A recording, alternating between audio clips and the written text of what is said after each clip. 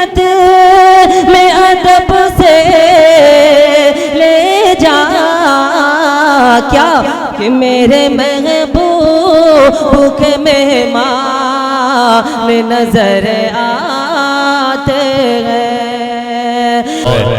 ہر وقت علم کے لیے کوشاں رہنے والی شخصیت جناب مفتی احتشام اختر صاحب سے گزارش کر رہا ہوں کہ چند منٹ میں اپنے صدارتی خطاب سے اور اپنے خیالات کا اظہار فرما دیں، اس کے بعد حضرت والا کی دعا پر اس محفل کے اختتام کا اعلان کیا جائے گا۔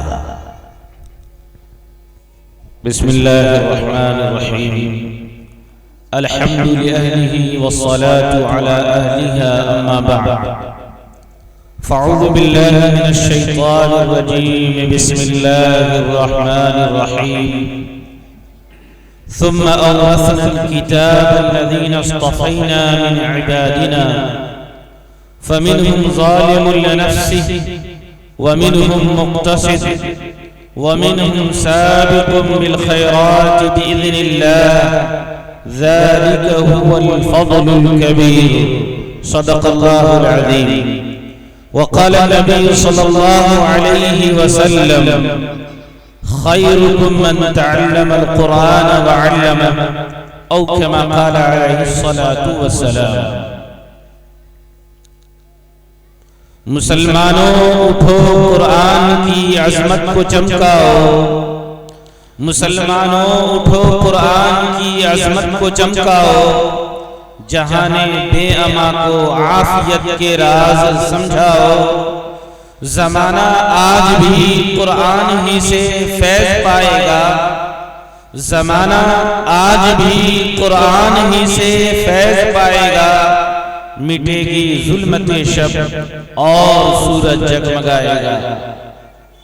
اسٹیج پر تشریف فرما ہم سب کے مربی و سرپرست محسن و کرم فرما حضرت مولانا جہانگیر عالم قاسمی صاحب دامت برکاتہم العالیہ اور ناظم جلسہ برادر عزیز جناب عاصم کاکوروی صاحب اور دیگر مہمانان گرامی، معزز سامعین و سامعات، عزیز بچوں اور بچیوں اور پردہ نشین میری ماؤں اور بہنوں، السلام علیکم ورحمۃ اللہ وبرکاتہ۔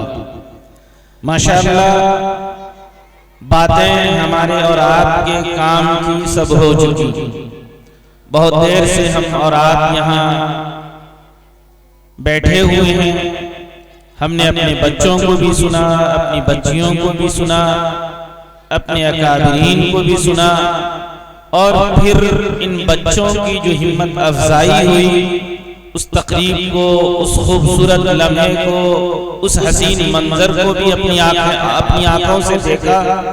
بس دعائیں یہ کیجئے اللہ تبارک و تعالی ہم سب کی ان کاوشوں کو، ان محنتوں کو، بیٹھنے کو، سننے کو، سنانے کو، آنے کو قبول فرمائے، آمین۔ اور ساتھ میں ہم سب شکر ادا کریں اس اللہ رب العزت کا کہ جس نے ہم اور آپ کو یہ خوبصورت اور یہ حسین منظر دیکھنے کا اور اس خوبصورت محفل میں جمع ہونے کا موقع میسر کیا، جہاں آج کی یہ دنیا بھاگا بھاگ میں مصروف ہے، ریس ہے، دوڑ ہے، مقابلہ ہے، ایسے میں ہم اور آپ کا وقت نکال لینا اور اللہ کے نام پر، اللہ کے دین کی نسبت پر اپنے بچوں کی ہمت افزائی کے لیے، دینی ادارے سے جڑے ہوئے افراد کی حوصلہ افزائی کے لیے ہم اور آپ جو جمع ہو گئے ہیں، یہ بھی کسی نعمت سے کم نہیں ہے۔ دعا ہے اللہ تبارک و تعالی ہم اور آپ کو ایسے ہی ان دینی مجلسوں کی بیٹھنے کی اور ان کی قدر کرنے کی توفیق عطا فرمائے۔ اسی لیے کہا گیا رشک کرتا ہے فلک ایسی زمین پہ اثر، دو چار گھڑی جس جا ذکر خدا ہوتا ہے۔ اللہ تعالی ہم اور آپ کو بار بار ایسی مجلس میں بیٹھنے کی توفیق عطا فرمائے۔ ساتھ میں دوسرے نمبر پہ ہم شکر گزار ہیں برادرم صادق حسین صاحب کا اور تمام منتظمین کا کہ جنہوں نے ہمیں یہاں آنے کی دعوت دی اور یہ موقع ملا. دعا ہے دل سے اللہ تبارک و تعالیٰ ان کو ان کی تمام ٹیم کے ہر فرد کو قبول فرمائے, اس ادارے کو, یہاں کے بچے کو اور اساتذہ کو قبول فرمائے اور دن دونی رات چوگنی ترقی عطا فرمائے.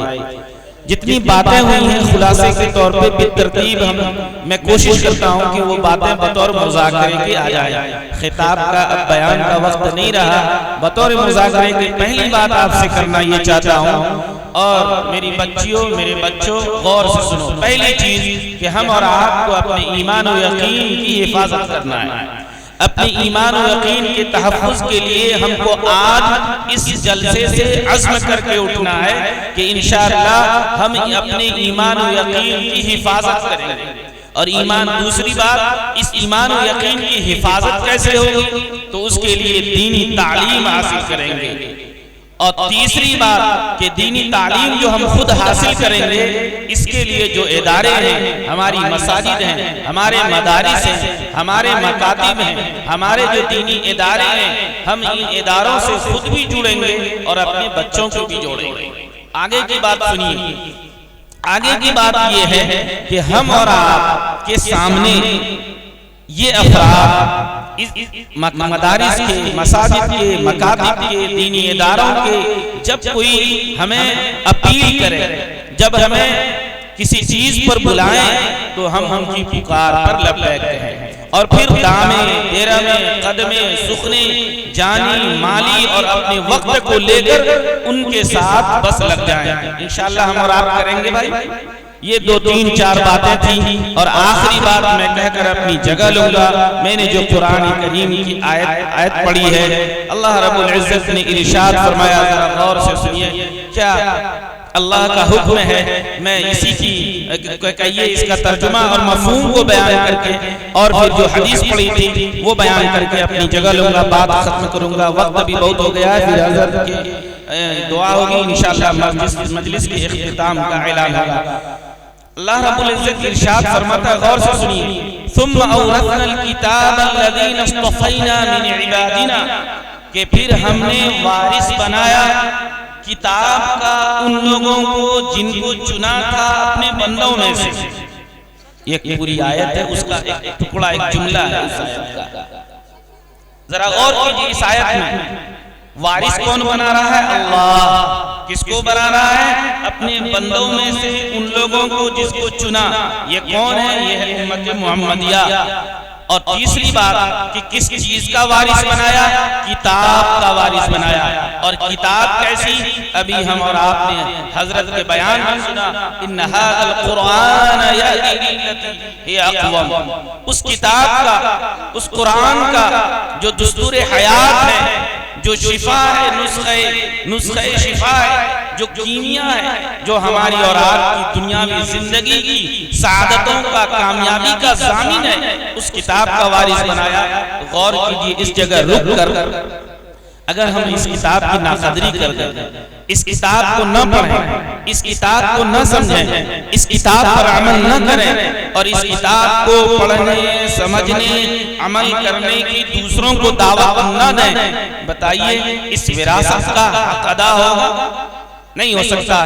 اس کے لیے ہم اور آپ کو یہی آخری کام کرنا ہوگا, اور یہی پہلا کام ہے جو کرنا ہوگا کہ اس کتاب کو ہم اور آپ کو پڑھنے والا, سمجھنے والا, عمل کرنے والا, اور ساتھ میں اسی پڑھنے اور سمجھنے اور عمل کرنے کی دوسروں کو دعوت دینے والا بننا ہوگا.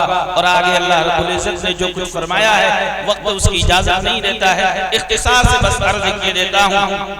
اس کتاب کو جو اللہ نے اپنے خاص بندوں کو چن کر اس کا وارث بنایا تھا, ان لوگوں میں سے 3 طرح کے لوگ ہیں. کچھ تو ایسے ہیں فَمِنْهُمْ ظَالِمٌ لِنَفْسِهِ, کچھ ایسے ہیں جو اس کتاب کو صحیح طور پر نہ پڑھتے ہیں, صحیح طور پر سمجھتے ہیں, نہ عمل کرتے ہیں, نہ دوسروں کو دعوت دیتے ہیں. اسلام کے جو احکام ہیں, فرائض اور واجبات سنن اور نوافل، وہ سنن نوافل اور دیگر صدقات و خیرات تو کیا، وہ فرائض اور واجبات تک میں بھی غافل ہو جاتے ہیں، غفلت میں رہتے ہیں، پیچھے رہ جاتے ہیں، اور یوں اللہ کے حکموں پر 100% نہ چل کر کے اپنے آپ کا نقصان کرتے ہیں۔ اور دوسری وہ جماعت ہے، دوسری قسم کے وہ لوگ ہیں وَمِنْهُمْ مُقْتَصِدٌ، جو درمیانے ہیں۔ یہ کون لوگ ہیں؟ یہ وہ لوگ ہیں جو فرائض اور واجبات کا تو اہتمام کرتے ہیں، لیکن دیگر صدقات، خیرات اور دیگر اچھائیوں کو اور دیگر شعبوں کو جو فرائض اور واجبات جیسے نہ ہیں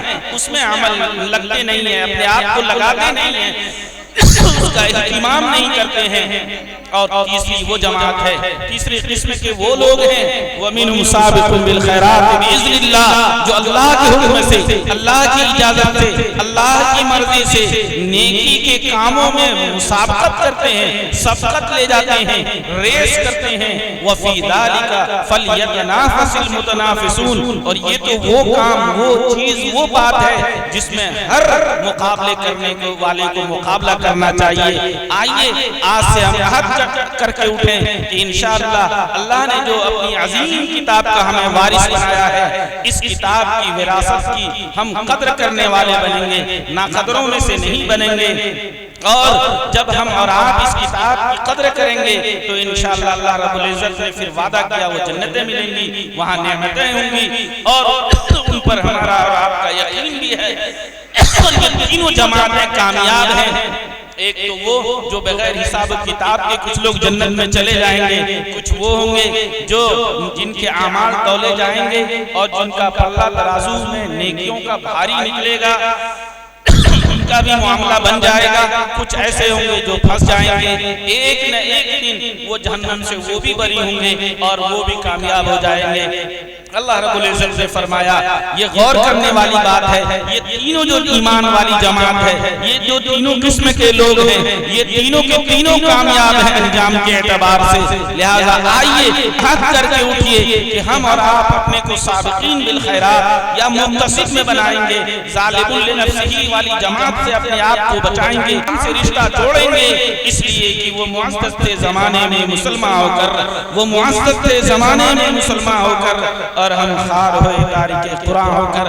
ماشاءاللہ آج کا یہ جلسہ جلسے دستار بندی، تعلیمی مظاہرات، ماشاءاللہ یہ جس سنجیدگی و متانت سے تمام سامعین و سامعات نے سنا ہے اور منتظمین نے جس طرح اس کا انتظام کیا ہے، ناظم اجلاس نے جس طریقے سے اس جلسے کو چلایا ہے اور کارواں کو آگے بڑھایا ہے، اور ہمارے مہمانوں نے جیسے زینت بخشی ہے، دعا کیجئے اللہ تبارک و تعالی ان دونوں عنوان کے تحت جتنی باتیں کہیں اور سنی گئی ہیں، اللہ تبارک و تعالی کہنے سننے سے زیادہ عمل کی توفیق عطا فرمائے۔ آخری بات، اللہ کے نبی نے جو فرمایا، تم میں سب سے بہتر وہ ہے جو قرآن کو سیکھے اور سکھائے۔ ہمارے استاد محترم مولانا مشہود السلام صاحب ندوی نے ایک مجمع میں یہ فرمایا تھا کہ حضرت علی میاں ندوی رحمت اللہ علیہ ہم سب کی روحانی سرپرست، ہم سب کے اور پوری قوم و ملت کے ایک عظیم مفکر۔ آپ نے فرمایا، اللہ کے نبی نے اس حدیث میں جو پیغام فرمایا، یعنی کہ مرنے کے بعد وہ سب سے بہتر ہوگا، بلکہ اس دنیا میں بھی وہ سب سے بہتر ہوگا وہ انسان جو اس قرآن کو سیکھے گا اور اس قرآن کو سکھائے گا۔ اور یقیناً یہ حدیث کا مفہوم بھی ہے۔ تو آئیے ہم ان لوگوں میں شامل ہوں جو پڑھنا جانتے ہیں، اس قرآن کو پڑھیں بھی اور پڑھائیں بھی، سیکھیں بھی اور سکھائیں بھی، خود بھی عمل کریں اور دوسروں کو بھی اس پر عمل کرنے کی دعوت دیں۔ اللہ تعالیٰ سے دعا ہے اللہ تبارک و تعالیٰ ان باتوں پر کہنے سے زیادہ خود پہلے ہمیں عمل کی توفیق دے، آپ سب کو بھی دے، اور دنیا کے تمام مسلمانوں کو اس کی توفیق بخشے۔ وآخر دعوانا ان الحمدللہ رب العالمین۔